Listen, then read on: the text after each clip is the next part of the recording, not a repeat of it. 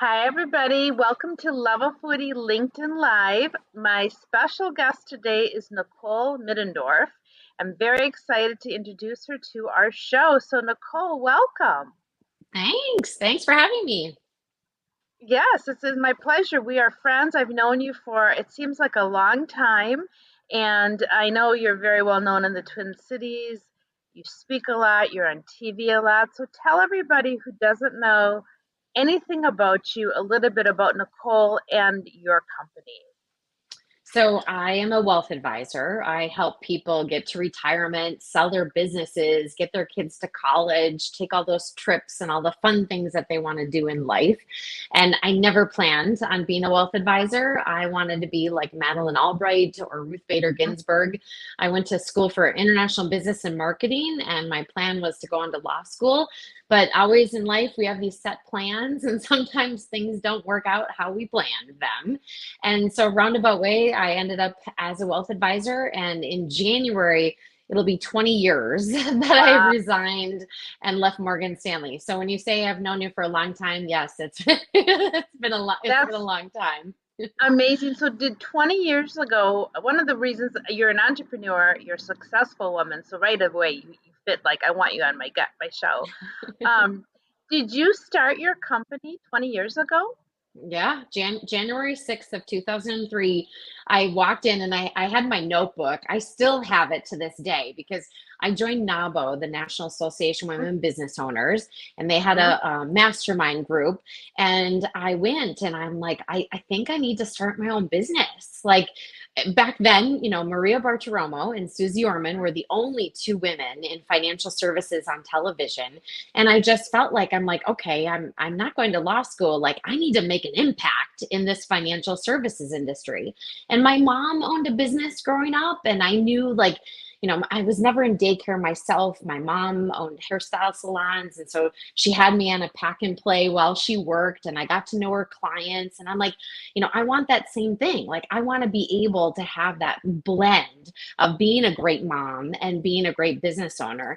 And so I went to this mastermind novel group with my notebook written down of the pros and of the cons of leaving Morgan Stanley and starting my own business. And there were just a few cons, and the pro list was all the way. So January 6th of 2003, I walked in and resigned and started Wow. completely from scratch. And looking back now, I'm like, oh my gosh, like how did I do this? Like how did I make this happen? But it's just been such an awesome, great ride. And I love helping people. And those are our clients. I love helping inspire people from the radio, the TV, writing books, the speaking that I do. And then now having employees and really helping bring about that next generation in the financial services industry. Right. So when you started, your children weren't born yet because your kids are not No, 20. Um, no. I wish they were. yeah. Were Many you days I wish they were. so did you start as as an LLC and it just started as you, or what can you tell us a little bit about the growth of the company? Because I know about a year ago you opened a beautiful building, you've got a wine room. Tell everybody about, okay, from day one it probably just started, how did you grow the business to having this huge building with employees? Yeah. Because that doesn't happen So overnight. no, it's a lot of sleepless nights, a lot of stress, a lot of heart palpitations. Just looking back, it's like, oh my gosh, like what a ride this has been, what a roller coaster. And there's many times that you feel like you're just hanging on for dear life. The analogy was given to me a long time ago about, think of life and think of your business as like a marathon. And you are in a helicopter and you are flying over the ocean, and Mhm. maybe you're just hanging on by a fingernail some days, just off of that helicopter, but you just got to hang on. And so there's many moments that I just hung on. No, so in January 6th of 2003, started as an S corporation. And it was me. Back then I was married, and so my now ex-husband was the branch manager of our office. Okay. Started working out of my home. We had a house that had like a a separate entrance, and so we made it into an office, and then eventually bought a commercial building. But August 4th of 2010 was the first time that the 911 phone call went through, and my now ex-husband was arrested for domestic violence. And so I, Oh, I my never knew that about you. yeah, my daughter was 6 months old and my son was two. And so, and by then I was doing my radio show, and I never like starting my business, like I never planned on doing a radio show. I believe that things happen for a reason. I believe you meet people for a reason. I also believe about setting those intentions and Mhm. setting those goals, vision boards, and telling people what you want. And growing up, I always loved the media world. I loved, originally when I was younger, I wanted to be a TV anchor, and I loved writing. So I was the editor of my school paper. I just was fascinated with the world of communications. And originally, I wanted to go to college for journalism, but my parents sat me down and said, Nikki, here's the deal. That's great. If you go to, if you want to write, write. But the world is business. And so we want you to keep your eyes open. We don't want you to limit yourself in anything that you do. And so that's the reason then I went to school for business. And so right now, I mean, I feel completely blessed. Like I write articles, I write books, I'm always on TV and media, but yet my main role is owning a business, well, owning multiple businesses. Mhm. So back in 2010, my personal life fell apart, which that bled into my professional life. And so originally, when I had left Morgan Stanley, my company was called Strategic Financial. Okay. And we had 12 financial advisors. We had a building in Plymouth in Minnesota. And so, as part of the divorce, I had to give up the website, the phone number, the 12 financial advisors, the company name. And virtually in 2012, when legally my divorce was over, I started over from scratch. So, Oh, legally in 2012, Prosperwell was a brand new entity. In 2012, it made more sense to set up Prosperwell as an LLC. So it is an LLC, but it's still taxed as an S corporation. And virtually, I started all over. I mean, I had clients, and I had been doing radio, I'd been doing TV, so I had a base, but it really was like it was coming up with a new company name. It was coming up with a new website. It was really, rebranding and rebuilding myself from scratch again. And then fast forward, as part of the divorce, I just begged for that commercial building in Plymouth, and I ended up with it. I didn't want it. Many things in my life, I felt that I didn't pick, and I wanted to set up my life the way I wanted it, not that how someone else controlled it or someone else had made decisions for me. And so purchasing my building in Minnetonka was just a dream. And I right. still pinch myself, even though it's been so much work. I've remodeled the thing, and we just finished putting new windows in, and now this spring new siding is going on the outside of the building, because it was another huge big project. But Right. owning commercial real estate and owning a building has just been so completely rewarding, not financially, but rewarding from a business standpoint, and just having a place where I'm like, oh my gosh, like I picked this out, I designed it. And Right. part of it too, I really had, I worked all the time, and I really was proud of the fact that I worked all the time. But I knew if I kept going at that rate and at that capacity as a full-time business owner and a full-time single mom, that I would get burnt out.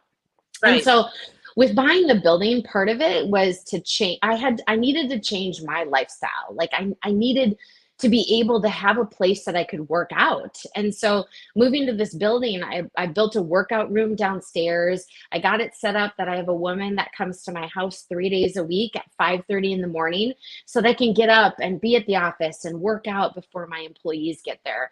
And so all of that, I really needed to set up some structure, because with working all the time, my health was the thing that was going. And Mhm. I don't like the word balance, but I call it blend. I needed to find that good blend in my life Right. so that I could keep taking care of people, my clients, my kids, my employees, and myself to the best capacity that I could.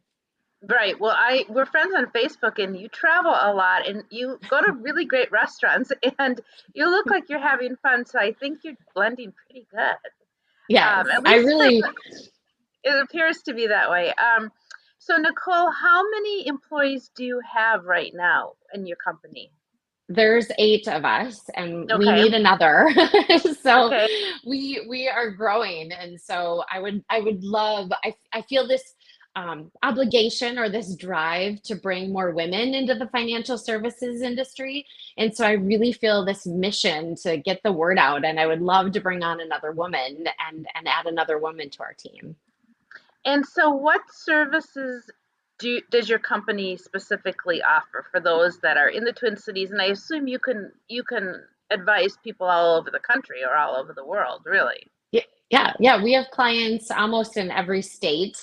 And there isn't, especially with once the pandemic hit, it seemed like Mhm. prior to that, people would ask, where are you?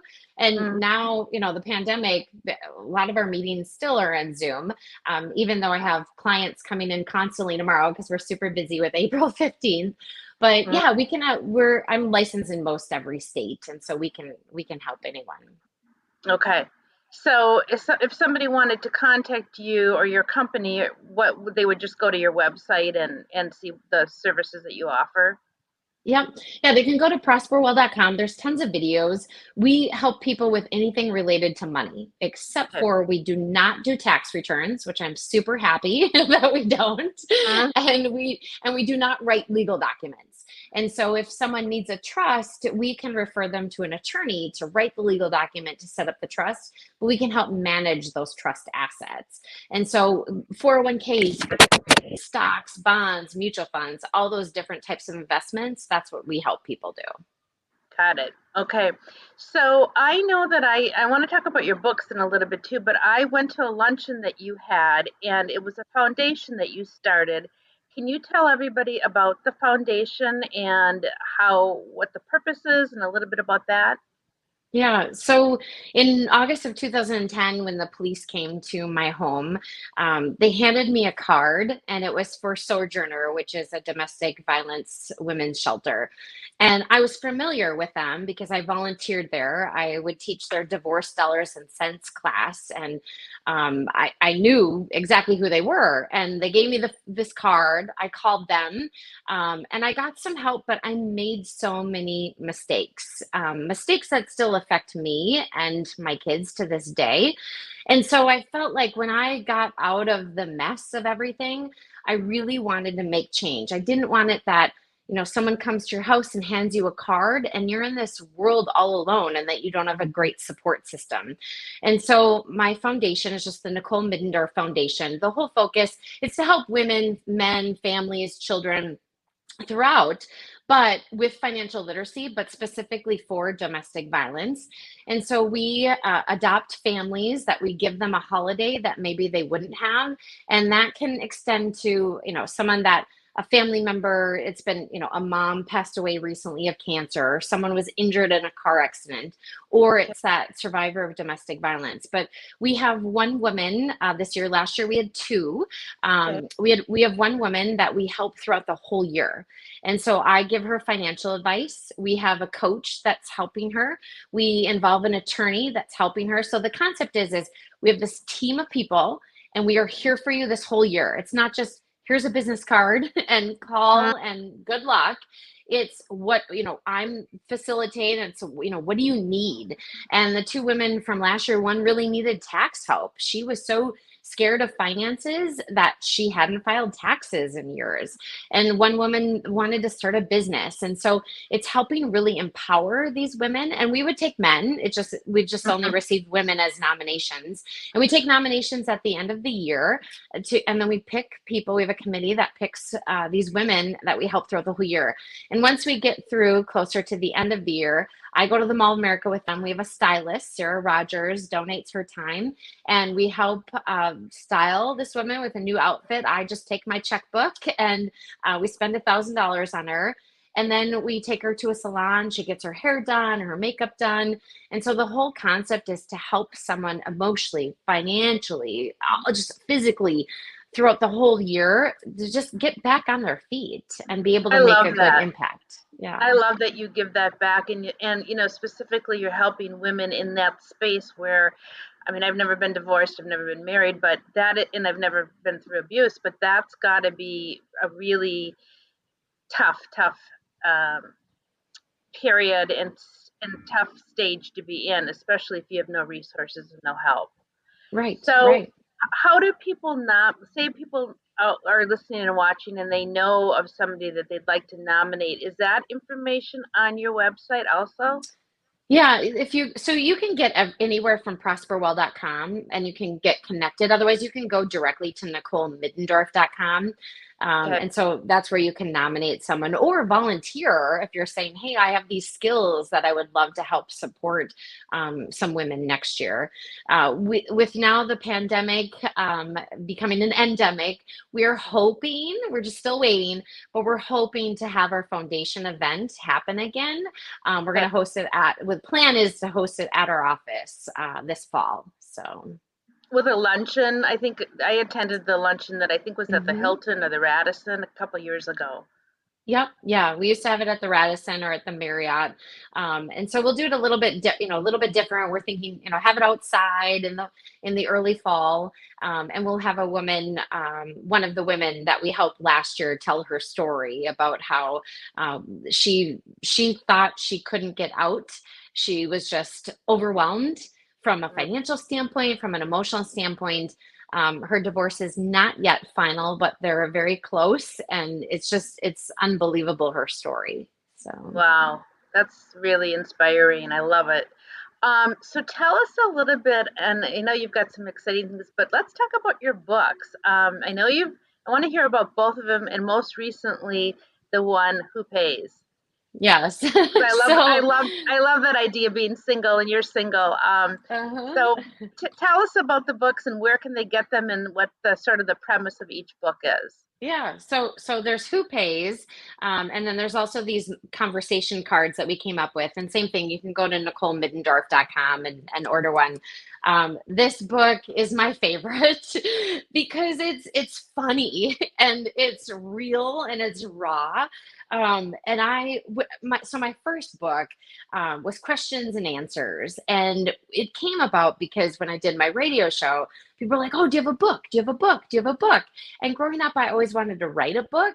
I'm like, well, I've always wanted to write a book. People are asking for a book. Let me write one. So that's how the Right. first one came out. But no one tells you once you write a book that people are then like, well, when's your next book coming out? And so this was my fifth one, but it's my favorite Oh, one. And wow. I spent I the didn't know most that. time. Yeah, I spent the most time on this one. And it really came about when when legally when stuff was over in 2012. I have I had all these friends that are like, "Oh my gosh, like, Nicole, you're so amazing. You need a guy. You need to get out there and date." I'm like, "You're nuts." Like, I have two little children. I'm a survivor of domestic violence. Like, I'm running this business. One, I don't have time and I don't have the interest. And they're like, "Well, you need to do this. Like, you also could write a book on dating and money because there's like nothing out there." So I Right. spent some time, researching a little bit, and there wasn't a book on dating and money, and like, who pays on the date, and when do you start talking about credit scores? And from my own personal experience from managing and helping clients all of these years, I would help someone through their divorce, and then they would come to me 2 years later, and they're like, "Here's my new guy, and we're combining everything." And I'm like, "Do you even know his credit score?" Like, I'm like, "I just helped you through this divorce." I'm like, "You need to protect yourself financially." Right. And Right. so I was like, "Okay, I got to write this book on dating and money." So I got my little Match.com profile, and I was very honest. I'm like, "Look, I got two little kids. I'm running a business. Like, I don't have a lot of time, but I'm writing a book on dating and money." So Right. I'm doing some Right. research. So let's meet. So it was kind of a way for me to like tip my own toe into the dating world. But I got a lot of research and I had a lot of fun. And I also then learned my own self the issues that people have and the conversations that people have when you're dealing with dating and money. But as clients found out that I was writing this book, I have a couple, and they said, "Nicole, do you realize that you saved our marriage?" And I Really? was like, "Oh my gosh." Like, I didn't even think of that. I mean, I joke. There's so many days where I feel like a therapist or I feel like a marriage therapist. and I never even really like put the two and two together. But their first appointment with me years ago, they came into my office and he had been managing the money. And he's like, I'm done. I can't do it anymore. We need an advisor. He's like, I love managing the money, but we rack up these credit cards, we refinance our house, and then we end up with the credit card debt again. We refinance our house. Like, he's like, I'm done. Like, I can't do this anymore. Their homework was she needed to go home and take a glass of water and put the credit card in the glass of water and put it in the freezer. And we help them get a budget. We help them think about psychologically what's important to them about money.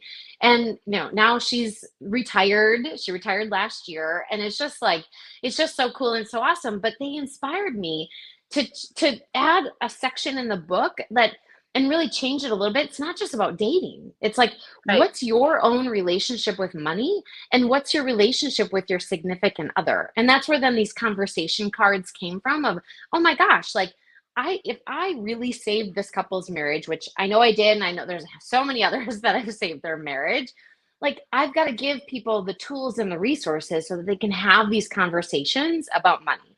And so that's why it's my favorite because it's yes, it's a great book and it's funny, but it's really helping change how people have that conversation about money and start and give people a resource to facilitate because it's so easy when you're in a relationship to fight and to argue about money because we all think Right. about money differently. Right. So, can you give us your perspective of, say, you're going on a date, you're starting dating, or you're dating someone? When and who should pay? Is it based on their salary? And even though you don't disclose that right away, what's it based on, in your opinion, and who should pay? That's what I Always want. on the first, yes, always on the first date, the guy. Always Okay. on the first date, the guy. But usually what I do to get around that, like, I just met someone the other week and met at a coffee shop. And I usually like, my mom raised me to always be early. And so I usually always get there early and I get myself a tea. And I don't even want, and part of it is because I'm a wealth advisor. Like I don't want money to be like the topic. This is what I talk about all the time. I Right. don't want to be talking about that when I'm on a date. But Right. if you are if your date is if he invites you out to dinner, like yes, like he should be paying.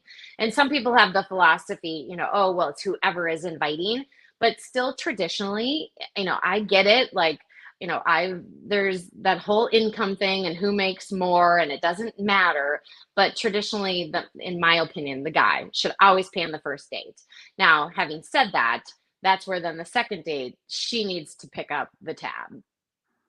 And then, so even if, so everyone, a lot of people do online dating now. Even if you agree to meet wherever at a coffee shop or lunch or whatever, the man should pay, in your opinion, even though it's neutral. We're just agreeing to meet on this date at this place. Yep, absolutely. And if you're and the other thing that I find a lot, and I've even had this experience personally, is people going above what they're able to do. Like, Demi is my favorite restaurant. But if you cannot afford to go to Demi, you don't invite someone there. Like No. you need to have a budget. Dating can get really expensive and you need to have a budget. And you don't because sometimes people want to impress someone. And so if you're taking them out to these nice restaurants to impress someone, you're really not impressing someone in the long run. It's one, it's hurting yourself financially, but two, it's not being authentic. It's not being real if you truly can't afford it. And so Absolutely. I'm all for the whole my whole live it list and my whole philosophy of life is you want to spend money on experiences rather than things. And so to me, I'd rather go golfing with someone or out for a walk or, do something that doesn't and take the money. You don't need to have that money be an issue. But if you are inviting someone out to dinner, it needs to be at a place that you can truly afford. Don't ever go on a date expecting someone else to pay. And I find that too many people do that, particularly women do that. They want to go out to a nice restaurant and so they get asked out on a date. It's like that's not how it should be. That's that we should not be doing that ourselves and we should not be raising our daughters to do that. I agree. I agree 100%. And then I think once you're in a relationship, I think it should be give and take. Hmm. It should, Absolutely. that's what I've always done, and whether that's, somebody's taking you out for dinner, but then maybe you're cooking them dinner, or you take turns, regardless of, you know, you somehow, it has to be a balance act, I think. Yep, That's absolutely, just my absolutely. opinion as a working woman, and I've never wanted somebody to like pay for everything. It's just not my comfort zone. Correct, correct, correct. But some women are very comfortable with that. I think it depends on. I mean, I know a lot of people that are, would like to be taken, wined and dined, and I don't think that's fair. No, I agree because I live it and I experience it, but two, I watch it from my clients and the Right. men, that I'm always advising. I'm like, you are dating the wrong person. Like you need to find that independent woman that was Yep. raised to take care of herself because it's like, how my mom raised me is don't if you want something, you go get it on your own. Don't Right. ever expect anyone to pay for you, and so I follow that same philosophy. But the fascinating thing is, from a dating standpoint, it's burnt me because I'm the one that ends up paying for things. And, it's just, I find the whole thing fascinating. Yes, it is very fascinating. That's why I was excited to talk about your book. So let's move on to your new. Before we started, you told me about a new Livid, and this is something brand new that you may have posted about it, but I may have missed it. So tell us what you're doing now, and I think it's pretty exciting. Yeah. So we have this brand new Live It List journal, which is basic, and same thing, you can find these at NicoleMiddendorf.com. But this is a way for you to track and write down all the things that you want because studies show if you spend more money on experiences, you're going to be happier than if you spend money on things. So it's the travel, what do you want for your life with health? Like what makes you happy? And so it's a journal and it's a tool to really help you find happiness and money. And the Live It List came from me personally. When everything happened, my kids were so little, so I rewrote my bucket list and I hopped on a plane to fly to Vegas to drive a race car, that first item on my bucket list. Well, the man on the plane thought I was dying because I said I Okay. was doing one thing on my bucket list for a year. He's like, "Oh my gosh, I'm so sorry." He's like, "You're so young." I'm like, he's like, "Is it cancer?" I'm like, "No, no, I'm just going through a divorce and I'm completely unhappy in my life and miserable and I need to figure this out." And Right. so I then came up with the Live It list because I'm like, I can't go around telling people that I'm doing one thing a month on my bucket list because I think I'm dying. So I came up with the Live It list, and that's when then I learned 1 in 3 Americans is happy. And I learned that if you spend more money in experiences, you're going to be happier than if you spend money in things. And so the Live It list, every client gets a financial plan. And in that Okay. financial plan, it's what's on your Live It list. What do you want to do? What's important to you? And now, even our brand new thing, I had this aha moment last year when I was traveling. Now we're having Live It list trips. And Love so it. Prosper Well, yes, Prosper Well is hosting. We're going to Napa this fall. We're going to go to Costa Rica in February, Blue Sky next October. And these are trips that I want to do. Well, why go by myself or just with a friend? We're inviting, clients or friends or, anyone that wants to come along and have some amazing Live It list experiences with us. I think that's a great opportunity and a great way for people to travel with other like-minded people and enjoying Mhm. an experience or an area like Napa Valley. How fun is that going to be in the fall crush season? You're going to have Mhm. blast, absolutely blast. Yes. Yes. So, is that information also on your website if they wanted to inquire about one of these trips and they're not or a customer or a client? Yeah, the website's being updated with all the trips right now. It should be up probably next week or the week after.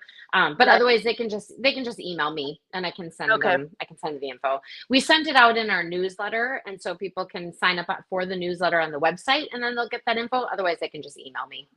Okay. And are you still doing your radio show? I'm not. I'm generally on Okay. TV once a week. So this week I'm on Channel 5 Thursday morning. But yeah, I don't have the time to do anything continuously. My daughter is now 12 and my son is 13. And so I'm busy in baseball and horseback riding and running the Yes. business. But when they're no longer, when they're off in college and I'm no longer cool, then yes, I want to have a national TV or radio show. I think you'd, yeah, I mean, it seems like a no-brainer that you would have a syndicated radio show for sure. I'm sure you've been approached. I have, and I just the timing hasn't been right, really. Right. It's all I just that's the thing about being a wealth advisor is I help people that make, 20 grand a year, and I help people that make 20 million a year. And it doesn't matter the money. What matters is, I unfortunately have been to three funerals since September.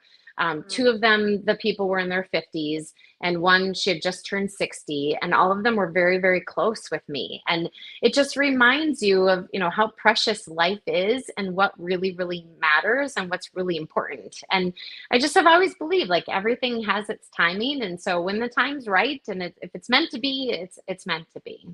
Right, right. And you're raising two successful kids by yourself, and I can see that they're Mhm. thriving and you're thriving. And I think one last question I have for you is what is the best advice that you've given people over the last 2.5 years dealing with the pandemic, and how did they manage their finances during this very stressful time? Some people lost their jobs, some people quit, some people Mhm. spent more, some people ate more.